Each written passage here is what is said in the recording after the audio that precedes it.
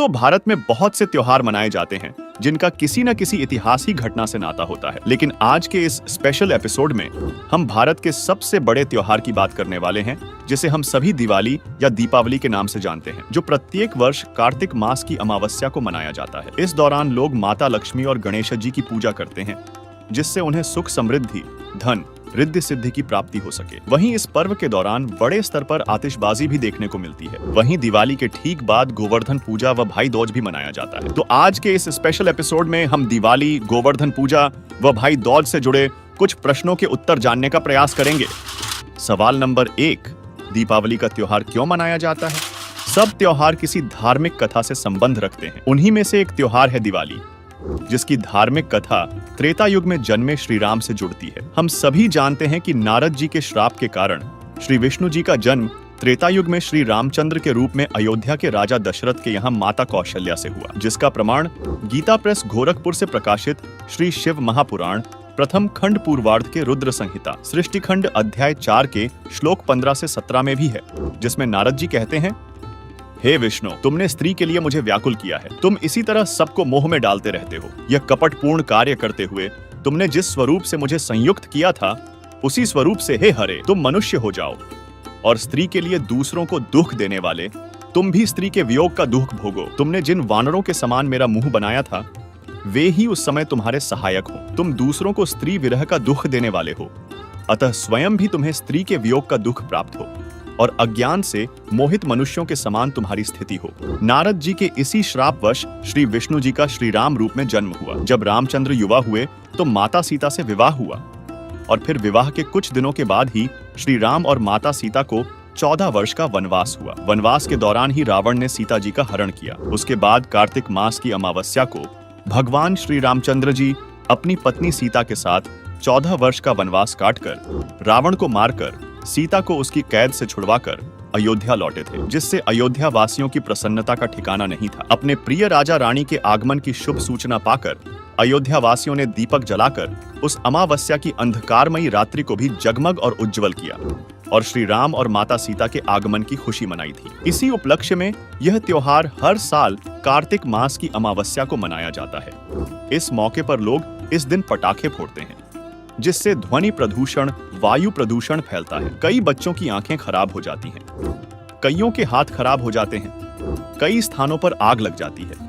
ऐसी कई दुर्घटनाएं दीपावली के दिन भी देखने को मिलती हैं, जबकि हमें प्रतिदिन दोनों समय शुद्ध देशी घी का दीपक जालना चाहिए, जिससे हवन यज्ञ होता है, जिसका प्रमाण ऋग्वेद मंडल 9 सूक्त 86 मंत्र 10 है, जिसमें लिखा है कि भिन्न भिन्न स्थानों सतलोक, अलखलोक, अगमलोक तथा अकह लोक में निवास करने वाला प्रिय परमपिता परमेश्वर सर्व आत्माओं व देव रूप आत्माओं का उत्पत्ति करने वाला है। उससे सर्व सुख प्राप्ति के लिए ज्योति यज्ञ का अनुष्ठान करें, जो पवित्र विधि है, अर्थात आत्मा को शुद्ध करता है, जिस कारण से साधक को परमेश्वर इस लोक तथा परलोक के परम शांति रूप पूर्ण मोक्ष तथा इंद्रियों के आनंद रूप पूर्ण मोक्ष रूपी अनमोल रत्न प्रदान करता है। यह शास्त्रों के अनुसार वास्तव में दिवाली है।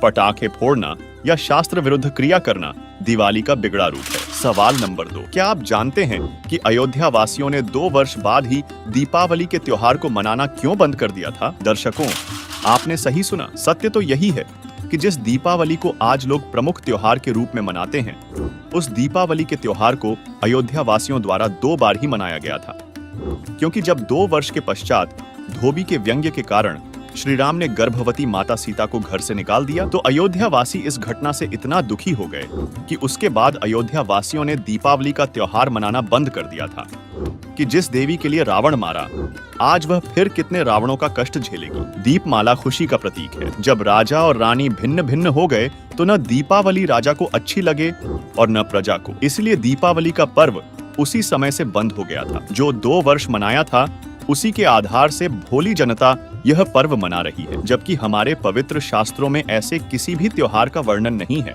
और फिर भी ऐसे मनमाने त्योहार लोग मनाते हैं, जिससे लोगों को कोई लाभ नहीं हो सकता, क्योंकि और गीता अध्याय नंबर 16 के श्लोक नंबर 23 में कहा कि शास्त्र विधि को त्याग कर जो मनमाना आचरण करते हैं, देखिएगा गीता अध्याय नंबर 16 के श्लोक नंबर 23 में दिखाते हैं आपको, 23 और 24 में। गीता अध्याय नंबर 16 के श्लोक नंबर हम दिखाते हैं आपको 23 में। जो पुरुष शास्त्र विधि को त्याग कर अपनी इच्छा से मनमाना आचरण करता है वह न सिद्धि को प्राप्त होता है, न परम गति को, और न सुख को ही। अब 24 में बताया कि इससे तेरे लिए, छोड़ में जाएगा 24वां श्लोक, इससे तेरे लिए कर्तव्य की अवस्था में कौन से कर्म करने चाहिए भक्ति के, कौन से ना करने चाहिए, शास्त्र ही प्रमाण है। ऐसा जानकर तू शास्त्र विधि से नियत कर्म करने योग्य है, यानी शास्त्रों में जो वर्णन है वही साधना कर अन्य करेगा तो कोई लाभ नहीं होगा, यूजलेस। इसी विषय में अब सुनिए संत रामपाल जी महाराज का सत्संग। जैसे त्योहार आते हैं, कोई बात हुई, वो व्रत के खर्चे, ये त्योहार मनाते हैं दिवाली का, दीपावली, ये किस लिए मनाते हैं कि भगवान श्री राम सीता जी को लेकर घर लौटे थे। और फिर चलो पहले तो देसी घी के दीप जलाए जाते थे, हवन हो जाता था, वो भी बढ़िया बात थी, लेकिन एक दिन हवन कर देने से बात नहीं बनती। अपना रोज लगावे घी की दीप है, रोज हवन करे वो। और जब सीता जी को घर से निकाला, फिर भी मनाओ तुम उसने, फिर भी दिवाली मना रहे हो। सीता तो घर से निकाल दी गई थी जिसके आने की खुशी में, और वो दीप जलाए गए थे, और फिर वह निकाल दी करते। वो तो दुखी हुई, वहाँ जंगल में टाइम पास करा बेचारी ने सह परिवार। और श्री राम घर पे, परिवार उसका जंगल में, चाहे राजा के कुछ भी बना रहो, एक छोटे से नगर का राजा, अयोध्या का राजा था, चाहे राष्ट्रपति बने जाए पूरी पृथ्वी का, जिसका परिवार कहीं रहा कहीं वो जीव सुखी हो सकता है, और फिर भी दिवाली मनावें और दीप जलावें। तो इस तरह की जो क्रियाएं हैं ये परंपरा है, सूझबूझ का कार्य नहीं है। फिर बम छोड़ते हैं त्योहार के दिन, तरह कितना प्रदूषण फैलाते हैं, आग लग जाती है। तो यह परंपरा बनाई तो बच्चे आकर्षित हुए, इसको समाप्त करेंगे धीरे धीरे। और क्या की खुशी, एक भगत कह रहा था, बोला जी नाम लेने के बाद ज्ञान हुआ हमें, और पहली बार त्योहार मनाया हमने अपना। हमने 10 वर्ष हो गए ना दिवाली मना ली, ना तीज त्योहार मनाए, और ना होली मनाई। कारण क्या रहा कि हमारा परिवार है, 5-6 भाई हैं मेरे दादा है, उसमें किसी का कोई मृत्यु हो जाती है, कभी हमारे घर में हो जाती है। पिछली बार मेरी बहन विधवा होगी, सारा 1 साल तो फिर मनाना ही नहीं कुछ भी, 1 वर्ष पूरा नहीं हुआ इतना दूसरी घटना घट लेती है। और 10 वर्ष हो गया हमने कोई त्योहार मना के नहीं देखा। फिर कहाँ गई वो दीपावली। और परमात्मा कहते हैं इसे गंदे लोक में, जैसे नानक साहब जी से कहा था कि आप यहाँ खुशी नज़र नहीं आते, मायूस बने रहते हो। तब नानक साहब जी ने कहा था, ना जाने काल की कर डारे, किसी भी ढल जा पासावे, अर्जी नाते सरते मौत खुड़क दी उन्होंने के डांसावे। सवाल नंबर 3, दीपावली के दौरान सुख समृद्धि और रिद्धि सिद्धि की प्राप्ति के लिए माता लक्ष्मी और गणेश जी की पूजा की जाती है, तो क्या इससे भी कोई लाभ नहीं होता? दर्शकों, हम सभी जानते हैं कि माता लक्ष्मी भगवान विष्णु की पत्नी हैं, जो त्रेता युग में माता सीता और रामचंद्र जी के रूप में जन्मे थे, तथा गणेश जी भगवान शिव और माता पार्वती के पुत्र हैं। और ये हमें कितना लाभ दे सकते हैं, यह हमें श्रीमद्देवी भागवत के 3 स्कंध अध्याय 4 से 5 से मालूम चलता है, जिसमें श्री विष्णु जी और भगवान शंकर अपनी माता दुर्गा की स्तुति करते हुए क्या कहते हैं, देखिए। श्रीमद्देवी भागवत 3 स्कंद।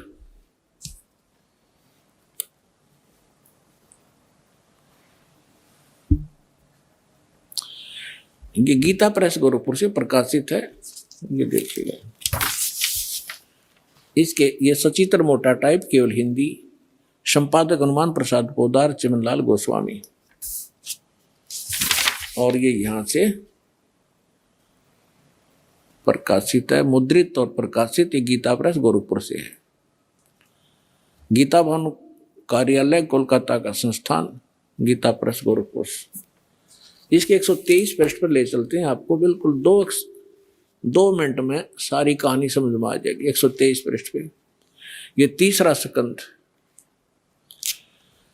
भगवान विष्णु अपनी माता दुर्गा की महिमा स्तुति करते हुए, उनकी स्तुति करते हुए बोल रहे हैं, तुम शुद्ध स्वरूपा हो, ये सारा संसार तुम्हीं से उद्भासित हो रहा है।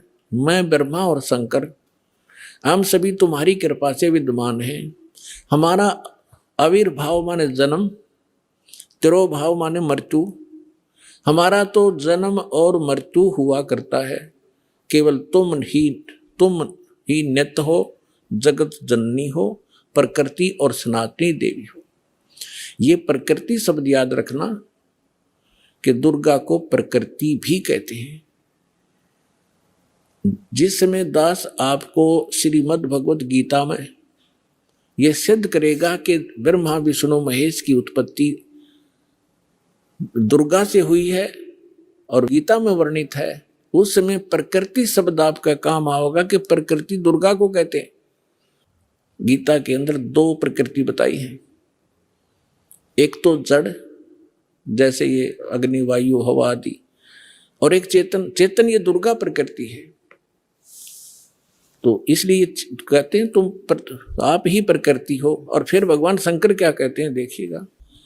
भगवान शंकर बोले, देवी यदि महाभाग विष्णु तुम्ही से प्रकट हुए हैं, उनके बाद उत्पन्न होने वाले ब्रह्मा भी तुम्हारे बालक हुए, फिर मैं तमोगुणी लीला करने वाला क्या मैं तमोगुणी लीला करने वाला शंकर क्या तुम्हारी संतान नहीं हुआ? अर्थात मुझे भी उत्पन्न करने वाली तुम ही हो शिवे।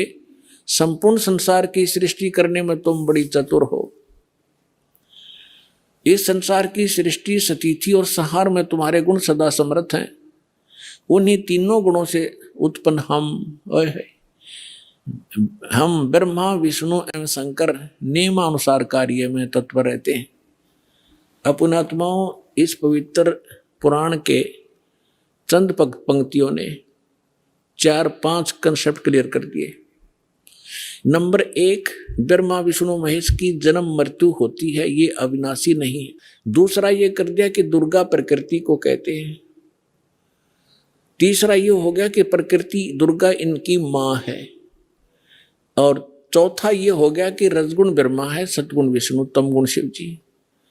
और 5वां ये हो गया कि ये भगवान केवल वर्क डन दे सकते हैं, जैसा जिसका कर्म है इसमें ये कोई परिवर्तन नहीं कर सकते। ये इससे सिद्ध हो गया। अब देखिए, कबीर परमेश्वर ने 600 वर्ष पूर्व अपने प्रिय शिष्य धर्मदास जी को बताया था कि ब्रह्मा विष्णु शिव जी की माता दुर्गा है और इनका पिता ज्योति निरंजन काल ब्रह्म है।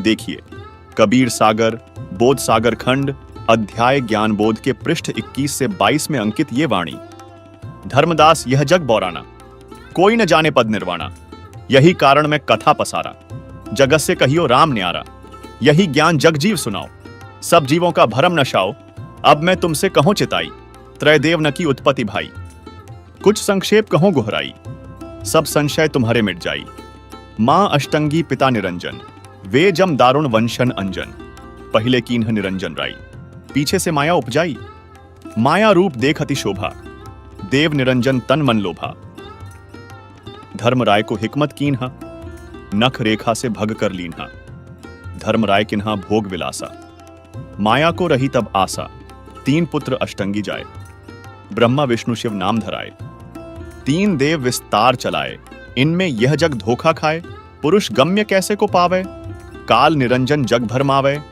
3 लोक अपने सुध दीन्हा, सुन्न निरंजन बासा लीन्हा, अलख निरंजन सुन्न ठिकाना, ब्रह्मा विष्णु शिव भेद न जाना, 3 देव सो उनको धावें, निरंजन कावे पार ना पावें, अलख निरंजन बड़ा बटपारा, 3 लोक जीव कीन्ह आहारा, ब्रह्मा विष्णु शिव नहीं बचाए, सकल खाए पूर्ण धूर उड़ाए, तिनके सुत हैं तीनों देवा, आंधर जीव करत हैं सेवा, तीनों देव और अवतारा, ताको भजे सकल संसारा, तीनों गुण का यह विस्तारा, धर्मदास में कहूं पुकारा, गुण तीनों की भक्ति में भूल परो संसार, कहे कबीर निज नाम बिन कैसे उतरें पार। वहीं इसी विषय में संत गरीबदास जी ने अमर ग्रंथ अध्याय आदि रमैणी में बताया है कि माया मूल रूप एक छाजा, मोहि लिए जिन्हु धर्म राजा, धर्म का मन चंचल चित्त धार्या, मन माया का रूप बिचारा, चंचल चेरी चपल चिरागा, या के पर से सरबस जागा, धर्म राय किया मन का भागी, विषय वासना संग से जागी, आदि पुरुष अदली अनुरागी, धर्मराय दिया दिल से त्यागी, धर्मराय के चले विमाना, मानसरोवर आए प्राणा, मानसरोवर रहन न पाए, दरय कबीरा था न लाए, बंकनाल की विषमी बाटी, तहां कबीरा रोकी घाटी, इन पांचों मिली जगत बंधाना, लख 84 जीव संताना, ब्रह्मा विष्णु महेश्वर माया, धर्मराय का राज पठाया, यह खोखापुर झूठी बाजी, भिस्ती बैकुंठ दगासी साजी, कृत्रिम जीव भुलाने भाई, निज घर की तो खबरी न पाई, 1.25 लाख उपजे नित हंसा, 1 लाख विनशय नित अंसा, उपति खपति प्रलय फेरी, हर्ष शोक जौरा जमजेरी, पांचों तत्व हैं प्रलय माही, सत्वगुण रजगुण तमगुण झाई। दर्शकों, इससे यह स्पष्ट हो जाता है कि जब भगवान विष्णु और भगवान शंकर जी हमारे कर्म में परिवर्तन नहीं कर सकते, यानी किस्मत से ज्यादा हमें नहीं दे सकते, तो फिर भगवान विष्णु की पत्नी माता लक्ष्मी तथा भगवान शिव के पुत्र गणेश जी की पूजा से हमें अपनी किस्मत से ज्यादा लाभ कैसे मिल सकता है? अर्थात इनकी पूजा से भी हमें कर्म फल ही मिलता है। लेकिन सदग्रंथों में एक ऐसी परम शक्ति का वर्णन है जो हमें किस्मत से भी अधिक देता है, इसलिए उसे बंदी छोड़ और पाप नाशक परमात्मा कहा गया है, जिसकी जानकारी आपको इसी वीडियो में आगे जानने को मिलेगी। सवाल नंबर 4। प्रत्येक मनुष्य सुख की तलाश में है और वह सोचता है कि ब्रह्मा विष्णु शिव जी सुखी होंगे और इनकी भक्ति से हमें सुख प्राप्त होगा, इसलिए वे इन देवताओं तथा इनके अवतारों को पूजते हैं। लेकिन क्या ये सुखी हैं? इस विषय में सुनिए संत रामपाल जी महाराज का यह अद्वितीय सत्संग। देखिए, तो हमने अभी तक न तो सत्यनारायण का ज्ञान था और न ही सतलोक का।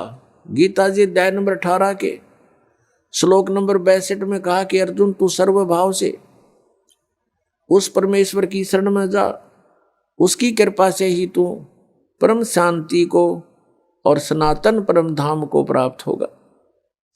उसी परमेश्वर की कृपा से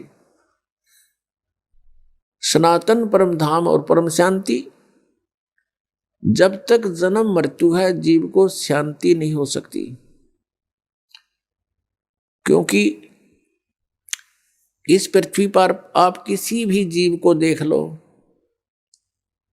किसी को भी चैन नहीं है। हम राजा लोगों को ये समझते थे ये बड़े सुखी हैं, इन जैसा दुखी धरती पर इंसान नहीं, ये सत्कर्म मान लेना।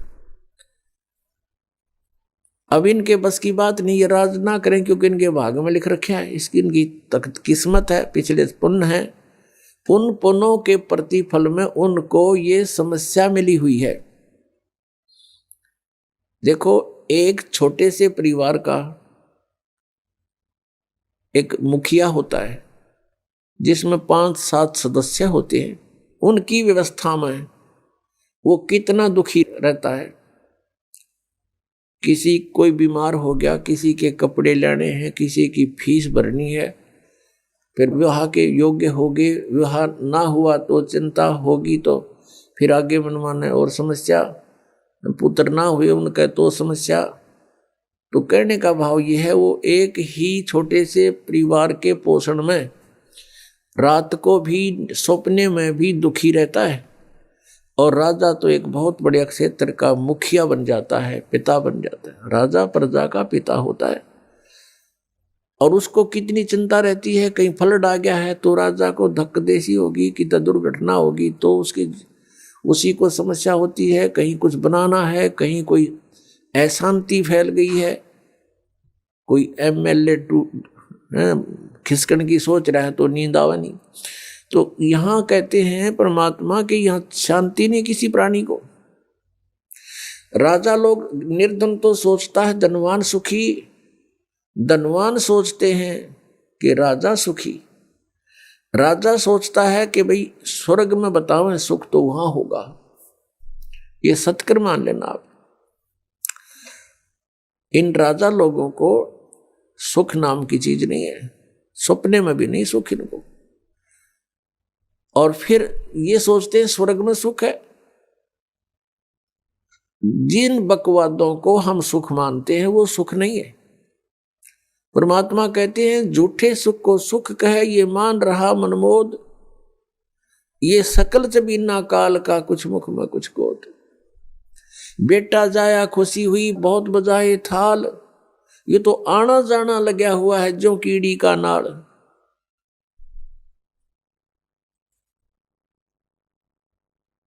अब राजा सोचते हैं कि स्वर्ग में सुख होगा। अब स्वर्ग के देवता जो उनकी दुर्गति, उनके इतिहास पढ़कर देखो पुराणों में, कभी असुर और देवताओं का और असुरों का युद्ध हो गया, राक्षसों का। कभी देवता हार गए, कभी असुर हार गए। इंद्र जो स्वर्ग का राजा होता है, गद्दी छोड़ भाग गया, असुरों ने कब्जा कर लिया स्वर्ग पर। वो कहीं जंगल में भूखा प्यासा भटक रहा है और इंद्र सोचता है कि ब्रह्मा विष्णु महेश सुखी होंगे। ये तीन लोग के एक एक विभागीय मंत्री हैं। अब ये ब्रह्मा विष्णु महेश कितने सुखी हैं। श्री विष्णु जी के अवतार श्री कृष्ण जी, श्री रामचंद्र जी, श्री रामचंद्र के रूप में राजा दशरथ के घर जन्म जब श्री विष्णु जी का हुआ, युवा हुए, युवा होते विवाह हुआ, विवाह होते ही वनवास हुआ, वनवास से सीता का हरण हुआ, यानी उसकी पत्नी का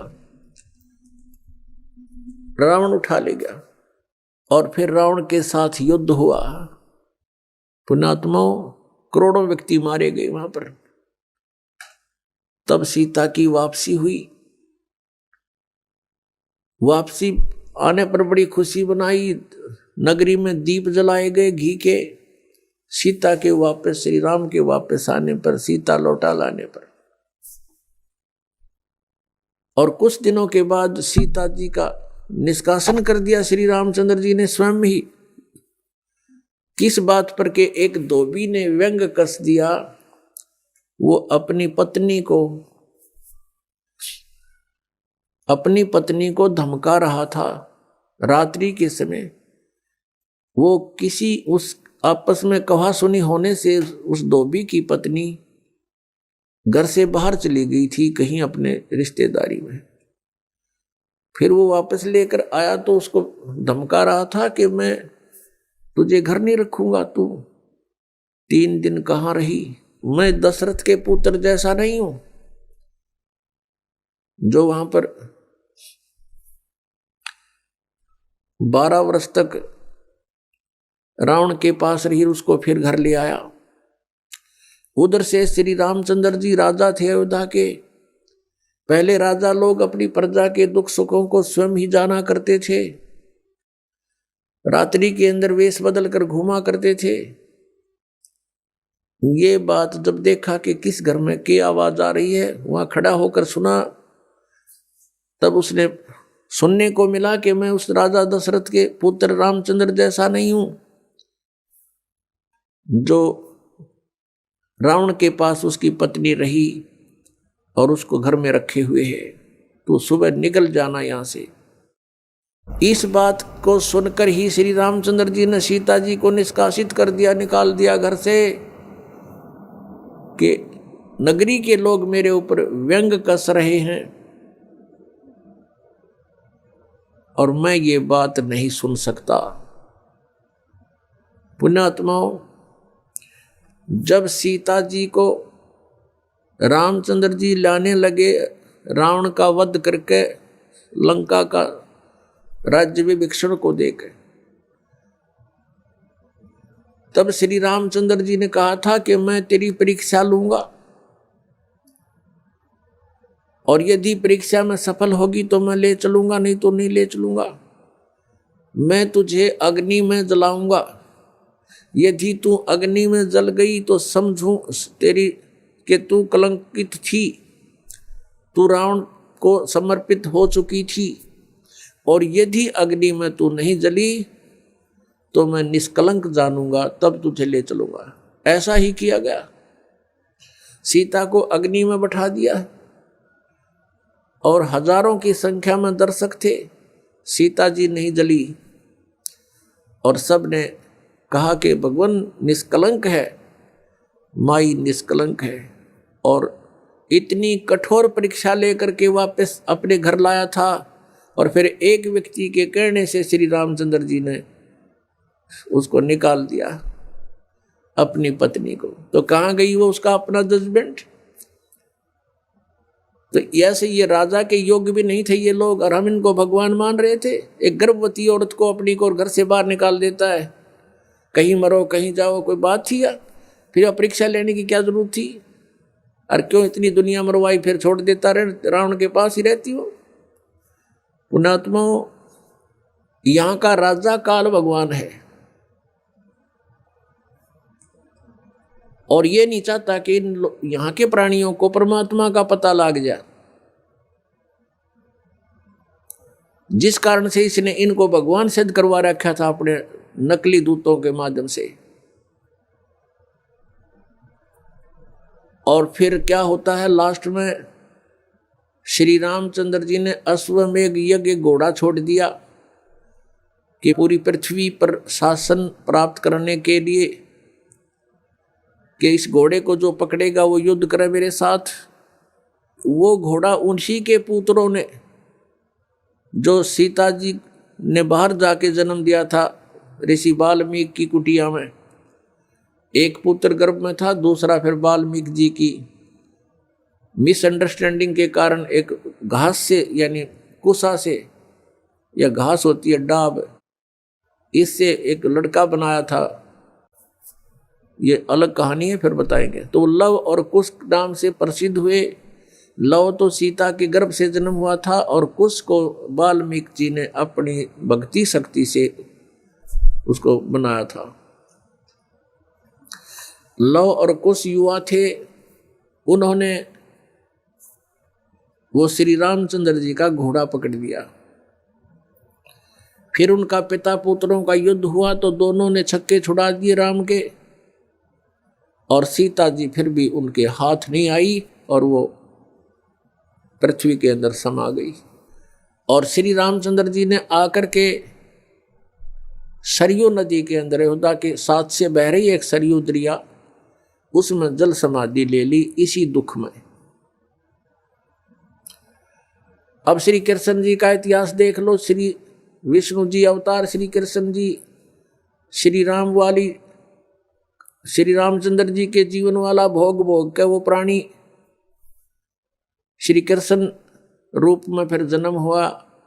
सारा जीवन दुखी रहा श्री कृष्ण, सारा जीवन जेल में जन्म हुआ, माता पिता कैद में, कभी मामा शत्रु हो गया, कभी पूतना मारने जा रही है, कभी केसी, कभी चाणोर शत्रु हो गया, कभी जरासिंह लड़ने को आ रहा है, कभी शिशुपाल से युद्ध हो रहा है, कवासुनी हो रही है, और कभी फिर कल्यवन आ रहा है। इस दुख में श्री कृष्ण जी ने मथुरा का त्याग कर दिया और ऐसे स्थान पर रहने लगे जहां कोई ना पहुंच सके। समझदार व्यक्ति यही सोचते हैं, राड से बाढ़ अच्छी होती है, झगड़े से बचाव अच्छा होता है। श्री कृष्ण जी उन सबको भी मार सकते थे, क्योंकि वो त्रिलोक के में एक विभागीय मंत्री है, एक विशेष शक्ति होती है प्राणी में, वो उनके अंदर शक्ति थी। लेकिन यही सोचा था कि किस किस ने मारूं, या तो सबकी बुद्धि भ्रष्ट। तो श्री कृष्ण जी ने द्वारका बनाई। समुद्र के बीच में एक टापू था जिसका केवल एक गेट था, द्वारिका, एक द्वार की नगरी। और ये सोच करके वहां यदि इतनी दूर, पहले तो कोई आवेगा नहीं, ऐसे स्थान पर जा रहे हम, और वहां कोई आवेगा युद्ध करने, तो हम एक ही तरफ से उसका सामना कर सकते हैं। इसलिए एक गेट था उसका, और बाकी 3 समुद्र था 3 तरफ। तो वहां श्री कृष्ण जी चले गए, अपना अधिकतर सारा ही जीवन वहां व्यतीत किया। यहाँ तो ज़्यादा से ज़्यादा 18 साल के 20 वर्ष के तक यहाँ रहे थे, और बाकी फिर लगभग 200 वर्ष तक जिए थे श्री कृष्ण जी, और बाकी का समय द्वारका में व्यतीत किया था उन्होंने। तो अब ये जो लोग अनजान संत ऋषि, ये गुरु नकली हमें भ्रमित करते हैं कि द्वारका का उस गोवर्धन की परिक्रमा करनी चाहिए, और वृंदावन अवश्य जाना चाहिए, मथुरा में अवश्य जाना चाहिए, वहाँ हमारे भगवान ने लीला की है, उनके चरण कमल टिके हैं, वहाँ घूमा करते थे, स्नान किया करते थे। अरे श्री कृष्ण जी यहाँ तो 20 वर्ष रहे थे मथुरा में, बाकी 180 साल तो वहां रहे हैं द्वारका में, और वहां का नामो निशान मिट गया उस द्वारका को। इसलिए वहां खत्म की द्वारका, समुद्र में डूब गई श्री कृष्ण जी की मृत्यु के बाद, और यादों का विनाश हो गया था, आपस में लड़के मर गए थे, और जो बाकी शेष औरतें बची थी उनको अर्जुन ले आया था, सब खाली हो गई थी द्वारका। उसके बाद वो समुद्र ने डबो दी थी, अंदर चली गई। कारण यही था कि भगवान ने सोचा कि यहाँ आएंगे फिर ये धक्के खान द्वारका में इतनी दूर, इसलिए उसका नामो निशान मिटवा दिया था। अगर आज द्वारका होती तो ये नकली कहते द्वारका में भगवान रहे थे, वहां जाया करो, वहां बहुत पुण्य होता है। उस द्वारका में तो सत्यानाश होया था, सारे यादव कटका मर गए थे वहां पर। आज भी जाते हैं वहां बहुत से श्रद्धालु। तो कहने का भाव यह है कि जब तक आत्म ज्ञान बिना नर भटके, इस तत्व ज्ञान बिना नर भटके, कदे मथुरा कदे काशी। फिर श्री कृष्ण जी का फिर कैसे अंत हुआ? श्री कृष्ण जी के सामने पूरा यादव कुल आपस में लड़का मर गया, पोते पड़पोते रिश्तेदार सब आपस में कटका मर गए। और वो सारा सांग देख कर, वो सारा अनर्थ देख कर जब श्री कृष्ण जी की मृत्यु हुई, एक परिवार के सामने एक आधे की मृत्यु हो जाती है, उसका कलेजा फट जाता है, रो रो के पागल हो जाता है इंसान। तो पुण्यात्माओं, आज तक हमें सत्यनारायण कथा नहीं मिली थी, और ये सत्य कथा है। सत्यनारायण का अर्थ है सच्चा भगवान, और सच्चे भगवान की सच्ची कहानी, सच्ची कथाएं। तो प्रसंग चल रहा है कि परमात्मा ने बताया कि तुम जब तक जन्म और मृत्यु के अंदर हो, सुख नहीं हो सकता, शांति नहीं हो सकती। अब इंद्र सोचता है ब्रह्मा विष्णु महेश सुखी होंगे।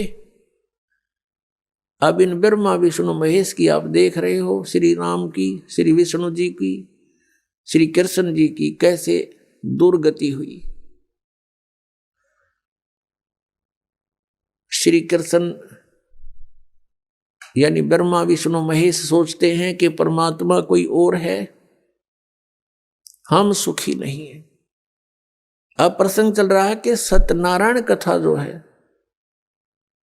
सत्यनारायण का अर्थ है अविनाशी परमात्मा। ब्रह्मा विष्णु महेश ये सत्यनारायण नहीं है। श्री विष्णु जी को हम सत्यनारायण जानकर किसकी कथा सुना और सुनाया करते थे, सुनते और सुनाते थे। आपको दिखाते हैं कि श्री ब्रह्मा जी, श्री विष्णु जी, श्री शिव जी ये सत्यनारायण नहीं थे, अविनाशी भगवान नहीं थे, ये नाशवान थे, इनकी जन्म मृत्यु होती थी। श्रीमद् देवी भागवत के 3 स्कंध अध्याय 4 से 5 को, जिसमें श्री विष्णु जी अपनी माता दुर्गा की स्तुति करते हुए कहते हैं, तुम शुद्ध स्वरूपा हो, यह सारा संसार तुम्ही से उद्भासित हो रहा है। मैं विष्णु, ब्रह्मा और शंकर, हम सभी तुम्हारी कृपा से ही विद्यमान हैं। हमारा आविर्भाव अर्थात जन्म और तिरोभाव अर्थात मृत्यु हुआ करता है, अर्थात हम तीनों देव नाशवान हैं, केवल तुम ही नित्य हो, जगत जननी हो, प्रकृति देवी हो। फिर आगे श्रीमद् देवी भागवत के इसी लेख में भगवान शंकर बोले, देवी, यदि महाभाग विष्णु तुम्ही से प्रकट हुए हैं, तो उनके बाद उत्पन्न होने वाले ब्रह्मा भी तुम्हारे ही बालक हुए। फिर मैं तमोगुणी लीला करने वाला शंकर, क्या तुम्हारी संतान नहीं हुआ? अर्थात मुझे भी उत्पन्न करने वाली तुम ही हो। शिवे, संपूर्ण संसार की सृष्टि करने में तुम बड़ी चतुर हो। इस संसार की सृष्टि, स्थिति और संहार में तुम्हारे गुण सदा समर्थ हैं। उन्हीं तीनों गुणों से उत्पन्न हम ब्रह्मा, विष्णु एवं शंकर नियमानुसार कार्य में तत्पर रहते हैं। इससे सिद्ध होता है कि ब्रह्मा, विष्णु व शिव जी नाशवान हैं। इनकी माता दुर्गा है, ये केवल नियमानुसार कार्य कर सकते हैं। यानी किसी के जीवन में सुख है तो सुख ही प्रदान करेंगे, और दुख है तो दुख ही प्रदान करेंगे, उसमें कोई परिवर्तन नहीं कर सकते। महाभारत का युद्ध हुआ, श्री कृष्ण जी ने बहुत कोशिश की, यानी विष्णु जी ने, कि ये युद्ध ना हो। उनकी 100 प्रयत्न करने पर भी युद्ध होकर ही रहा। तो जो क्रियावान कर्म थे वह भी ना बचे, उनको भी नहीं चेंज कर सके। कितना अनर्थ हुआ, करोड़ों व्यक्ति मारे गए। वो सारा पाप पांडवों के सिर पर रखा गया। और प्रारब्ध के कर्म को ये अपना भी नहीं काट सकते।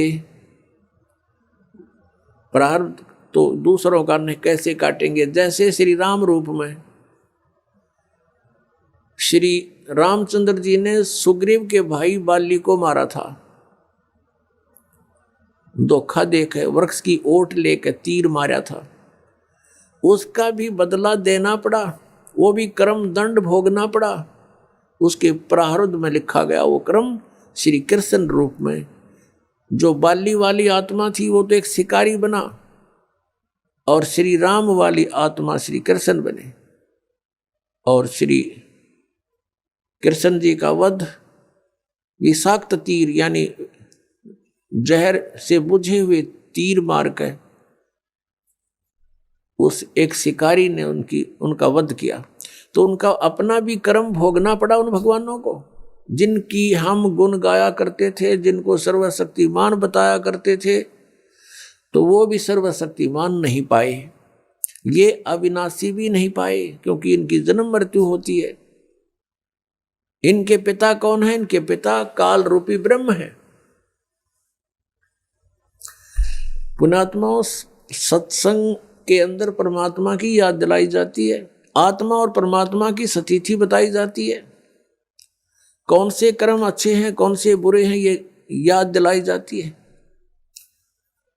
और आपको जो मिशन से जुड़ता है, जो भगवान चाहता है, उसको स्ट्रिक्टली कहा जाता है कि ये पाप नहीं करोगे, ऐसा नहीं करोगे तो तुम सफल होगे, सच्चाई है ये।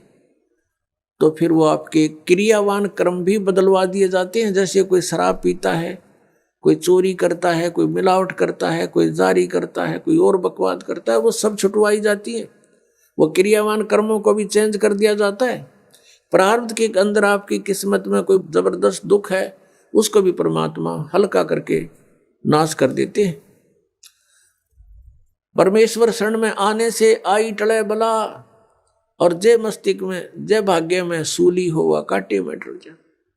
यदि आपके भाग्य में कहीं मृत्यु दंड लिखा हो, कहते कांटा लाग के, मनमाने ठोकर लाग के, अंगूठा फूट के जीवन बच जा, इतना हल्का करके परमात्मा, वो कबीर परमेश्वर आपके प्रारब्ध में लिखे हुए पाप कर्म का विनाश कर देते हैं। और संचित जो कर्म आपके वहां रखे हैं डिपॉजिट, उसका भी नाश कर देते हैं। दर्शकों, इसी विषय में यजुर्वेद अध्याय 8 मंत्र 13 में लिखा है कि वेदों को बोलने वाला ब्रह्म कह रहा है कि हे पूर्ण ब्रह्म, आप सतभक्ति करने वाले भद्र पुरुष संत ऋषि द्वारा किए हुए पाप के क्षमा अर्थात विनाश करने वाले हो, साधारण व्यक्ति के किए हुए पाप के विनाश करने वाले हो। सतभक्ति चाहे पिता करे, उस पिता के किए हुए पाप के विनाश करने वाले हो। शास्त्र अनुकूल साधना चाहे कोई स्वयं करे, उसके अपने किए हुए पाप के विनाश करने वाले हो।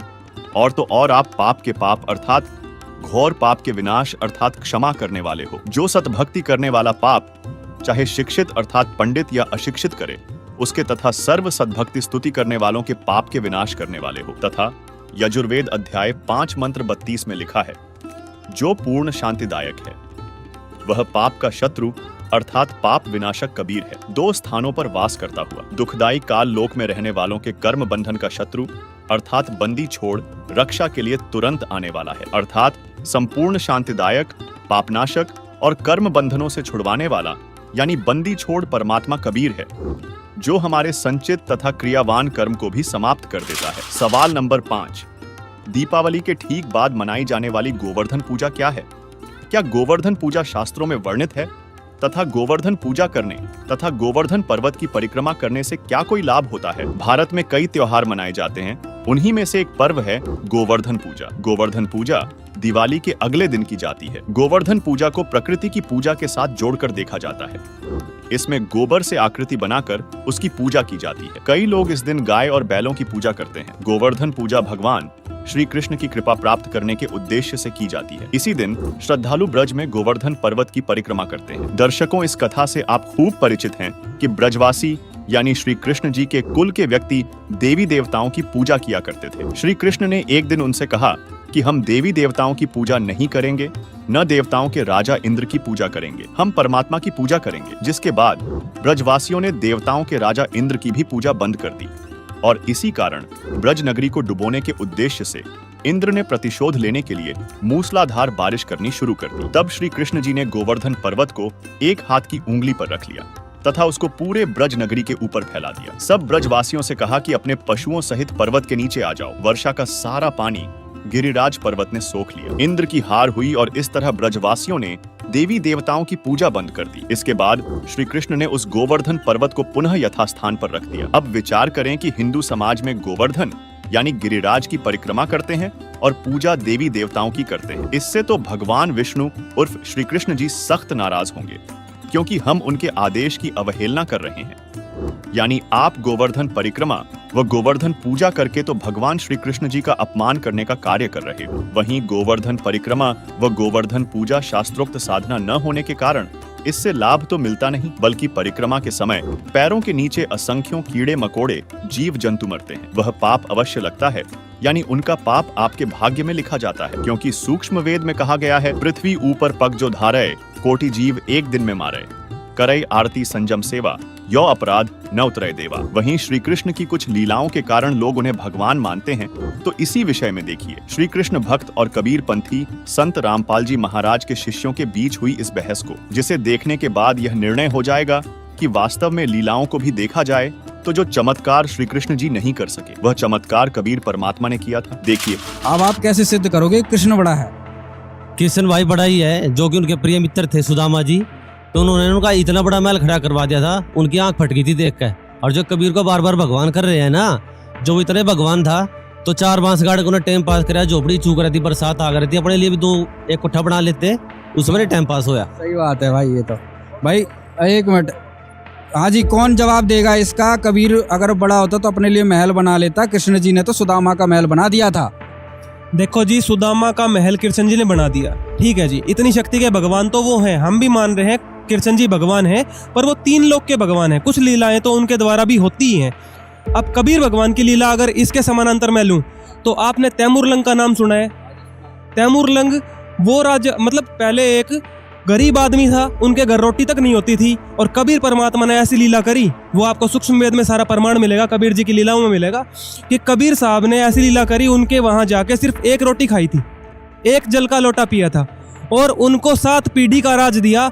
आज भी भारत में प्रमाण है, वहां तैमूरलंग का पोता बाबर आके भारत में राज शुरू किया, 7 पीढ़ी तक, औरंगजेब तक उनका राज भारत में रहा, वो कबीर साहब ने दिया था, ये प्रमाणित लिखा हुआ है जी। बिल्कुल, परमात्मा कहते हैं रोटी तैमूरलंग को देनी और ताते 7 बादशाही लेनी, तो कबीर परमात्मा को 1 रोटी खिला के और उन्होंने 7 बादशाही का राज दिया, 7 पीढ़ी का, औरंगजेब तक इनका राज रहा है। और फिर कबीर परमात्मा ने कहा था आपका राज जो है खंड हो जाएगा, औरंगजेब के बाद राज भी खंड हो गया, आप देख लो। तो जी कृष्ण जी का सुदामा का महल तो सबने देखा, और 7 पीढ़ी का राज जो कबीर भगवान ने दिया, ये है समर्थ की पावर। बोलो कबीर भगवान की जय। भाई इतिहास प्रमाण है, इन्होंने जो कहा है कि भाई एक मिनट सवाल क्लियर होने दो। उन्होंने सिद्ध किया सुदामा का महल बनाया, तो कबीर जी ने 7 पीढ़ी का राज दिया, वो इतिहास प्रमाण है, ये बात सिद्ध हुई। अब आप दूसरी बात बताओ, कबीर कृष्ण को कैसे बड़ा बताओगे? हर बात में कबीर बड़ा हो रहा है। और भी बहुत सारी लीलाएं करी है, कुब्जा का जो है कोट ठीक कर दिया था, गोवर्धन पर्वत उठा लिया था 1 उंगली से, गोवर्धन पर्वत उठा लिया था। ये कथा बहुत रोचक है। कृष्ण जी ने गोवर्धन पर्वत उठा लिया था, कबीर जी ने क्या उठाया? बात ऐसी है, कबीर जी की एक वाणी है कि गोवर्धन श्री कृष्ण धारो और द्रोणगिरी हनुमंत और शेष नाग सारी सृष्टि उठा रहा है, इनमें कौन भगवंत? अगर पहाड़ उठाने से भगवान सिद्ध हो जाते तो आप ये आपके ही प्रचलन में, आपके ही लोकवेद में कहते हैं कि शेष नाग के ऊपर पूरी पृथ्वी धरी है, तो इससे बढ़िया तो फिर शेष नाग भगवान है। अगर पत्थर उठाने से ही भगवान बन जाते तो शेषनाग भी भगवान है, फिर उनको क्यों नहीं मानते? हनुमान जी ने भी पहाड़ उठा लिया, उनको भी भगवान मान सकते हैं। ये भगवान के लक्षण ही नहीं है। ना वेदों में लिखा हुआ कि भगवान वो माना जाएगा जो पत्थर उठाएगा, वेदों में तो परमात्मा की महिमा ही दूसरी लिख रखी है, तो इससे कोई सिद्ध नहीं होता। सही बात है भाई, फिर तो कृष्ण से बड़ा शेषनाग भगवान हो गया, उसने तो सारी पृथ्वी उठा रखी है। बताओ भाई, अब दूसरा कोई बताओ, कृष्ण जी कैसे बड़े हैं? शेषनाग के ऊपर भी तो कृष्ण भगवान ही विराजमान है, वो भी तो उसकी है, तो वो विराजमान है तो कृष्ण फिर भी शेषनाग ही बड़ा हो गया ना। और कोई सवाल हो? देखो भाई, कृष्ण पुजारी सुनो मेरी बात, हरे कृष्णा कहने से बात नहीं बनेगी, प्रमाण देने पड़ेंगे, सामने वाले आप पे भारी पड़ रहे हैं। अब आप ये बताओ कृष्ण जी कैसे बड़े हैं, ऐसी कौन सी लीला, कुछ तो बताओ, हर चीज का प्रमाण दे रहे हैं। हाँ। बांसुरी बजाते थे, सारी गाय उधर आ जाती थी, गाय जाती थी, पशु पक्षी आ जाते थे, वो चिपटते थे बहुत ज्यादा, एकत्रित हो जाते थे सिर्फ एक बांसुरी की धुन से। अभी सवाल नहीं, अभी चलन दो, अभी सवाल आपके पास लेंगे आके। भैया बांसुरी की बात आ गई है, कृष्ण जी में इतनी शक्ति थी, वो बांसुरी बजाते थे, गाय हैं, गोपी ग्वाल हैं, वृंदावन में सब इकट्ठे हो जाते थे। कबीर जी ने क्या शक्ति ऐसी कोई लीला करी है जो सारे इकट्ठे हो जाते थे, बताओ जी। कबीर जी ने ऐसी लीला करी है और अनेकों बार करी है। कबीर जी के एक शिष्य हुए हैं संत मुलकदास जी। एक बार उन्होंने कहा कि गुरुजी, कृष्ण जी जब बंसी बजाते थे तो सारी गाय और गोपी ग्वाल इकट्ठे हो जाते थे, उनकी वाणी इतनी मधुर थी। तो कबीर जी ने कहा भाई हम भी बंसी बजा के दिखाएंगे। तो जब कबीर जी ने बंसी लेके और बजानी शुरू करी तो आप तो गोपी ग्वालों की बात करते हो, सुर नर मुनि जन और देवता वो भी उस मुरली को सुनने के लिए आ गए थे। और जिस जमुना का जो दरिया बह रहा था वो दरिया भी एक जगह शांत हो गया था। इतनी मधुर वाणी बजाई थी कबीर साहब जी ने।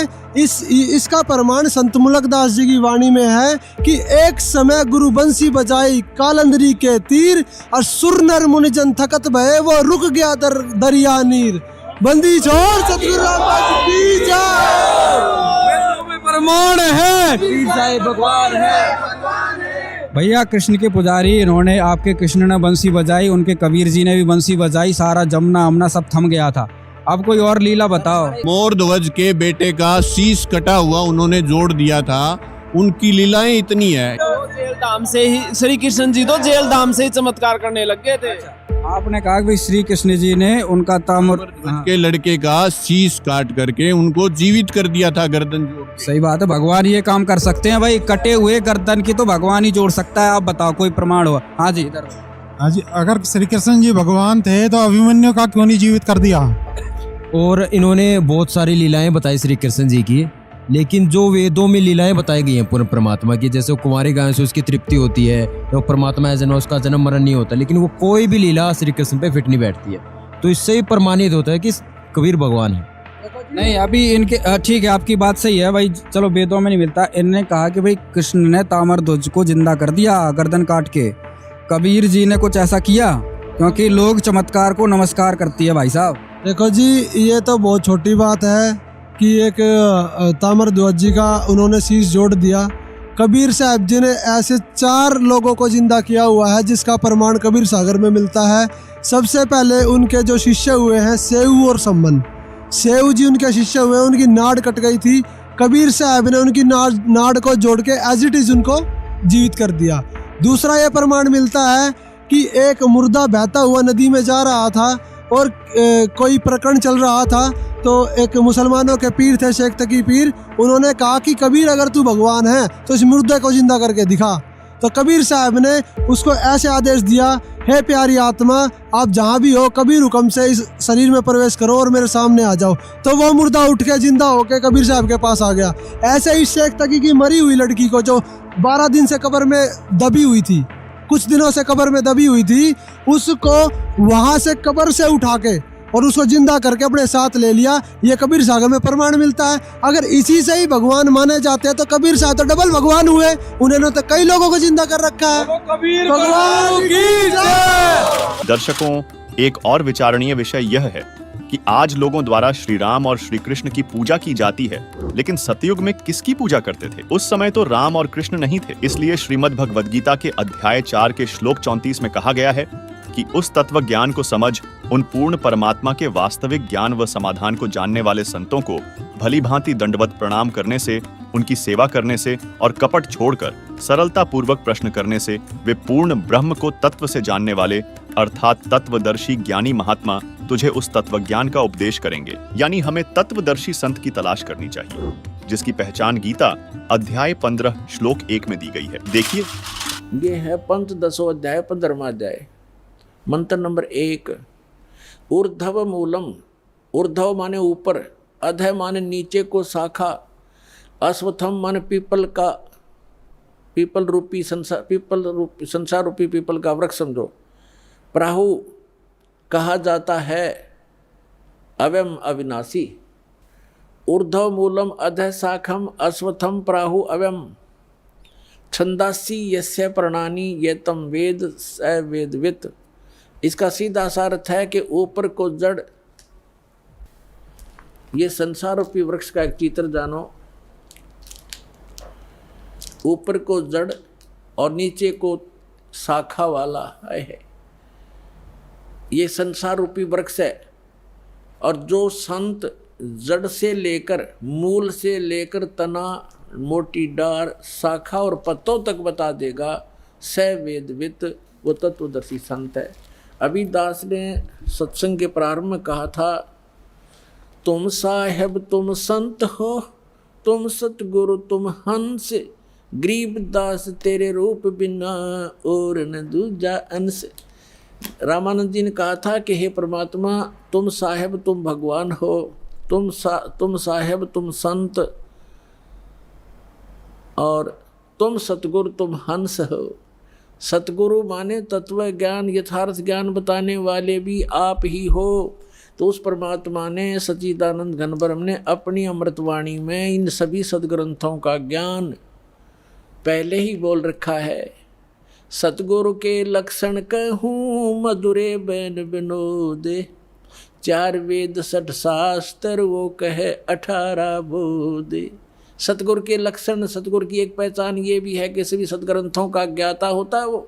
तो वो परमात्मा स्वयं ही थे। 600 वर्ष पहले कहा था, अक्षर पुरुष एक पेड़ है निरंजन, सर पुरुष वाकी डारे, तीनों देवा शाखा हैं ये पात रूप संसारे। खुद भगवान ने अपने द्वारा रची सृष्टि को आप ही बताया था कि अक्षर पुरुष एक पेड़ है। अभी दास ने बताया था गीता अध्याय नंबर 15 के श्लोक 16 और 17 में 3 पुरुष हैं, सर पुरुष, अक्षर पुरुष और परम अक्षर पुरुष। तो यहाँ परमात्मा ने अक्षर पुरुष से शुरू किया, क्योंकि जो मूल मालिक है वो परम अक्षर ब्रह्म है। वो तो जड़ है संसार रूपी वृक्ष की, वो गुप्त होता है। जड़ें हिडन होती हैं, पृथ्वी में छुपी रहती हैं, और सब काम वहीं से हो रहा है। तो ऐसे वो परमात्मा तो प्रोक्ष है, गुप्त है। उसने, परमात्मा ने अपने को छोड़कर इस सेंटेंस, इस वाणी में अक्षर पुरुष, ज्योति निरंजन सर पुरुष और तीनों देवता रजगुण ब्रह्मा सतगुण विष्णु तमगुण शिव जी और पत्तों की जानकारी इस वाणी में दिया। का क्या कहा है कबीर? अक्षर पुरुष एक पेड़ है। ये देखो, अक्षर पुरुष एक पेड़ है, सर पुरुष कहो इसको, निरंजन कहो, सर पुरुष वहाँ की डार और तीनों देवा शाखा है पात रूप संसार। तो वो परमात्मा सतगुरु थे और खुद वो सत्ता ज्ञान देने के लिए आते ही आते हैं, ये वेद बताते हैं।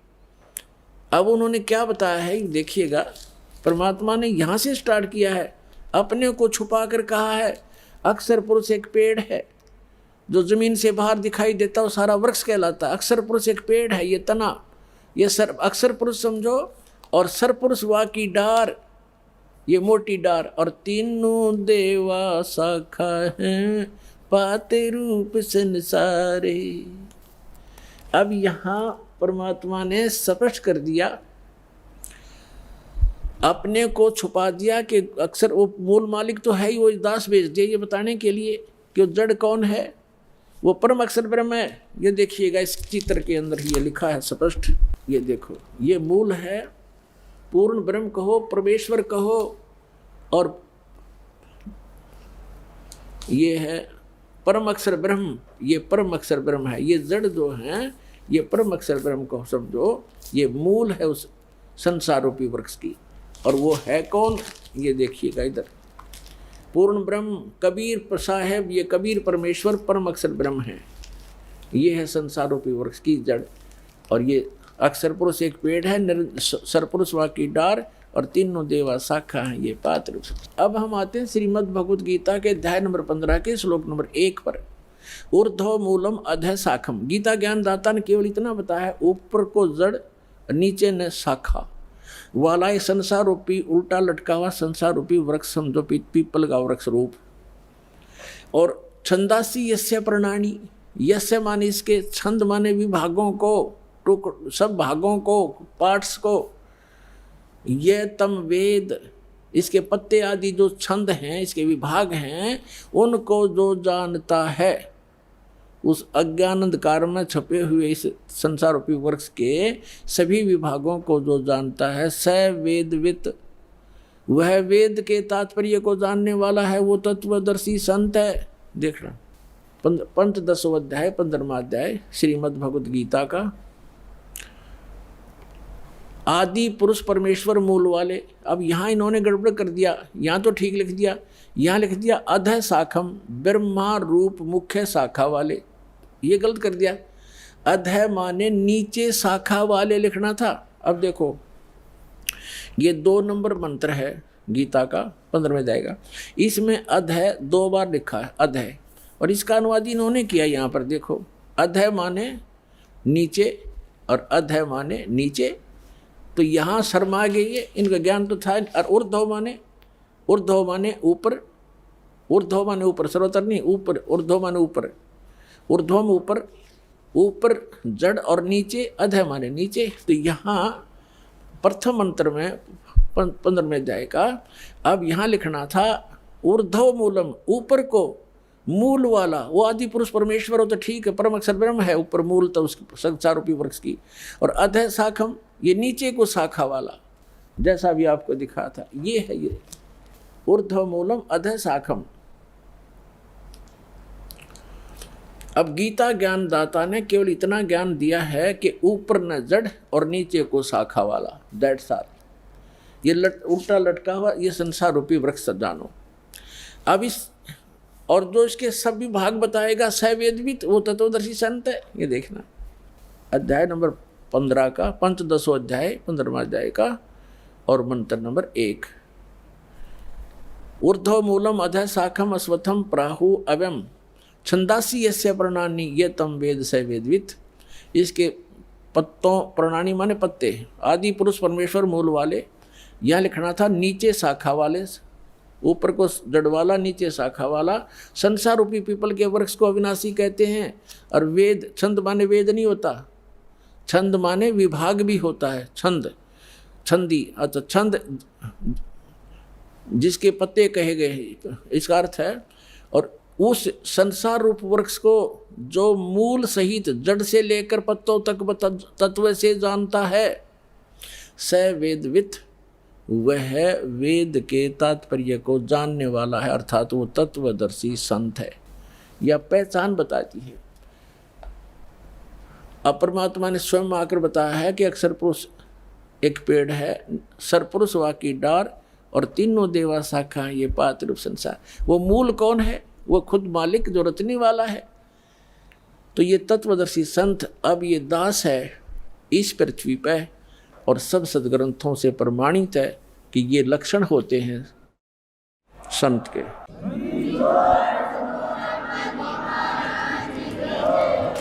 सवाल नंबर 6। दीपावली के दूसरे दिन भाई दूज यानी भाई दूज मनाने से बहन और भाई की रक्षा हो सकती है। दर्शकों, दिवाली के 2 दिन बाद भाई दूज मनाया जाता है। इस दौरान बहन अपने भाई के माथे पर कुमकुम का तिलक लगाकर उसकी आरती उतारती है, जो कि रक्षा बंधन की तरह ही है, जिसका उद्देश्य यही है कि भाई अपनी बहन की रक्षा करने का वचन देता है। लेकिन अनेक खबरें सुनने व देखने को मिलती हैं कि भाई दूज के दौरान ही भाई बहन की दुर्घटनाओं में मृत्यु हो जाती है। यानी भाई दूज मनाने से हमारी रक्षा नहीं होती, बल्कि हमारा वास्तव में रक्षक कबीर परमात्मा ही है, जिसका प्रमाण ऋग्वेद मंडल 9 सूक्त 20 मंत्र 1 में है, जिसमें लिखा है कि वेद ज्ञान दाता काल ब्रह्म से दूसरा कबीर देव यानी कबीर परमेश्वर श्रेष्ठ आत्माओं को भक्ति धन की प्राप्ति के लिए ज्ञान देता है। वह अविनाशी सबका रक्षक है, सहनशील है, सर्व तत्व ज्ञानहीनों को अध्यात्म ज्ञान गोष्ठी की स्पर्धा रूपी वाक युद्ध में तिरस्कृत करता है, यानी अज्ञानियों को पराजित कर देता है। दर्शकों, वेदों में तो यहाँ तक लिखा है कि यदि किसी की मौत भी हो गई हो तो परमात्मा उसे पुनः जीवित करके उसकी आयु भी बढ़ा देता है। देखिए ऋग्वेद में प्रमाण। जैसे हम भगवान विष्णु को समर्थ मानते थे, उन्हीं के अवतार श्री राम और श्री कृष्ण थे। जैसे भक्त प्रश्न करते हैं कई बार कि जैसे श्री कृष्ण जी ने मोर ध्वज राजा के पुत्र तामर ध्वज को आरे से चिराकर जीवित कर दिया था, तो वो समर्थ शक्ति मान लिए। इसी एक एग्जाम्पल था। परमात्मा कबीर जी ने कहा, धर्मदास जी ने यह प्रश्न किया था, तो परमेश्वर ने कहा कबीर देव जी ने धर्मदास जी से कि श्री कृष्ण जी ने अपना सगा भांजा क्यों नहीं जीवित किया अभिमन्यु, जब वो पहले महाभारत के युद्ध में मारा गया था। उसका सगा भांजा था, सुभद्रा का पुत्र था, श्री कृष्ण जीवित नहीं कर सका, जिसकी आवश्यकता थी जीवित करने की। और वहां जा पंगा लिया, मोरध्वज का बेटा कटवा के जीवित कर दिया। धर्मदास एकदम स्तब्ध हो गया कि भगवान सच्ची बात है, उनका तो कुलनाश हो रहा था और वहां भगवान उसको जीवित नहीं कर सके। तो प्रश्न किया, क्या कारण है प्रभु? तब परमेश्वर ने बताया कि ताम्रध्वज की आयु शेष थी और इतनी सिद्धि इनमें है कि उसको आपे कटवाया, आपे जीवित कर दिया। लेकिन अभिमन्यु की आयु शेष नहीं थी, श्री कृष्ण कुछ नहीं कर सके और ना कर सकते। तब धर्मदास ने कहा कि भगवान सचमुच वहां तो अति आवश्यकता थी उसके जीवित करने की। सूरवीर योद्धा था और साथ में जरूर थी, युद्ध हो रहा था, पांडवों का कुलनाश हो रहा था। तो इस प्रकार परमात्मा हमें याद दिलाते हैं कि तुम कौन राम का जपते जापम, ताते कटे ना ये तीनों तापम। अब प्रसंग चल रहा है कि जैसे हम इस परमेश्वर की शरण में आएंगे तो ये हमारी आयु भी बढ़ाएगा। ये समर्थ शक्ति है, परमेश्वर है, ये पूर्ण परमात्मा है। अब वेद गवाही देते हैं कि भगवान उम्र बढ़ा देता है, लेकिन वो है कौन परमात्मा? वो पूर्ण ब्रह्म है, कबीर देव है। आपको थोड़ा सा यहां दिखाते हैं कि समर्थ शक्ति, देखो सुनी सुनाई बातें तो हमने बहुत सुन रखी है, दंत कथाएं सुन रखी है। जब तक आप आंखों नहीं देख लोगे प्रमाणों को, आपको विश्वास नहीं हो सकता। क्योंकि हमने वेदों की आड़ में जो भी वक्ता होते थे, पुराणों का, वेदों का और गीता जी का रेफरेंस देकर सत्संग किया करते थे। और हम ये सोचा करते थे कि संस्कृत के विद्वान हैं, संस्कृत साथ बोल रहे हैं, इन्होंने सदग्रंथों को सही जाना होगा। और ये कहा करते थे कि जो प्रारब्ध है वो तो भोगना ही पड़ेगा, जिसकी आयु जहां समाप्त होगी वो तो होगी ही होगी, इसका कोई विकल्प नहीं। और परमात्मा की महिमा गुणों में लिखा है कि परमात्मा हमारी आयु बढ़ा सकता है, हमारे जीवन में आने वाले संकटों का नाश कर सकता है। वो कर कैसे सकता है? जो उसकी साधना सत्य हो, शास्त्र अनुकूल हो, तब उनको सब राहत मिलती है। परमात्मा हमारी आयु भी बढ़ा सकते हैं, आपको वेदों में दिखाते हैं। क्योंकि शिक्षा का हमें एक लाभ है तो यही है कि हम सदग्रंथों को स्वयं समझ सकते हैं। और जब तक हम नहीं समझेंगे, कोई भी हमें बंडा दे, कुछ भी कह दे, हम उससे की मान लेंगे। जिस कारण से आज तक हम यह भटक रहे हैं, अरे नकली संतों के पीछे लटक रहे हैं।